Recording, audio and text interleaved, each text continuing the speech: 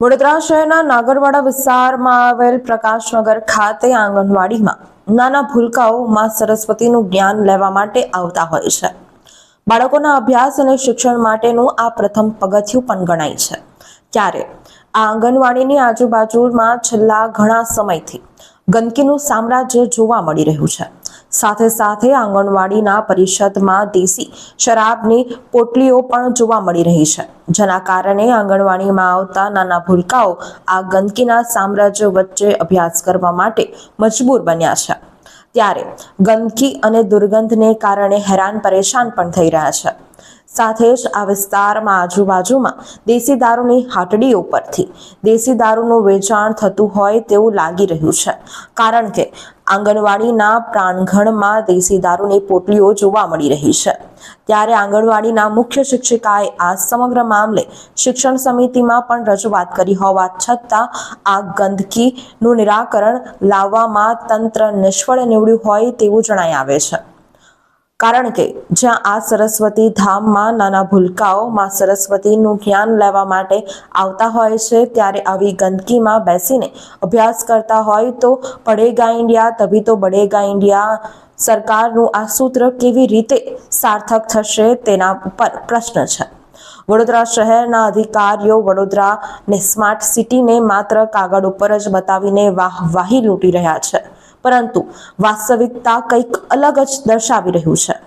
અહીં CCTV camera ન હોવાના કારણે તથા આંગણવાડી હોવાથી કોઈને શંકા ના જાય તે માટે સાંજ બાદ નશાખોરોનો અડ્ડો બની ગયું છે આંગણવાડીના શિક્ષિકાએ પોલીસ તંત્રને પણ જાણ કરી હોવા છતાં સ્થાનિક પોલીસ પણ અહીં આંખ આડા કાન કરી રહ્યું હોય તેમ જણાઈ આવે છે। પાણી પડે છે પણ બધું બહાર ટાંકીમાં પાણી એ થઈ બહાર નીકળી જાય છે। બધું પાણી ટાંકીમાં પડતું નથી કચરાના લીધે। કશું નહીં। હમણાં પહેલાં ચાલુ કર્યું તો તારે મહિનો થવા આવ્યો, મને ચાલુ નહીં, પાણી ચાલુ થઈ ગયું પાછું બંધ થઈ ગયું, કચરો ભરાઈ ગયો એટલે। સ્નેહલ પરમાર। વિસ્તાર છે ને શું સમસ્યા છે?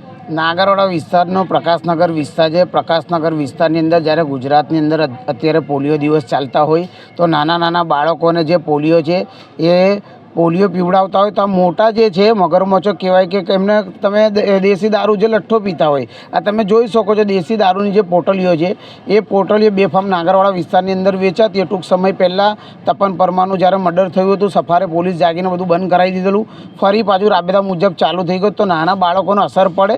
નાના બાળકો અહીંયા જે આંગણવાડીમાં આવે છે એવું વિચારે કે આ પોટલી સાની છે, તો એમને ખબર પડી જાય, નાના 2 વર્ષ 4 વર્ષના બાળકને બી ખબર પડી જાય કે દારૂની પોટલી છે। તમે જોયું કે અત્યારે બેને પણ કહ્યું કે લોકો પછી ધમકી આપે છે, અહીંયા ઓટલા પર બેસીને જાણે બિયર બાર હોય એમ પીવે છે। ભાઈ દારૂ વેચાય છે તો દારૂ પીવાય છે બરાબર, તો અંદર બેસીને પીવે। પોલીસના તમે પૈસા આપતા તો તમે બેસીને પીવડાવો એમને, કેમ કે આ તમે જુઓ છો તમે જાહેરમાં અહીં પીવે અને પોટલીઓ નાખે તો આ વ્યાજબી વાત છે। બીજી વસ્તુ સફાઈને લઈને જે કોર્પોરેશનની અંદરમાં બધી આંગણવાડી આવતી હોય તો કોર્પોરેશનના એન્જિનિયરિંગ ડિપાર્ટમેન્ટના લોકો કરે છે શું, ઉપરનું જે પાણી છે એ નીચે નથી ઉતરતું।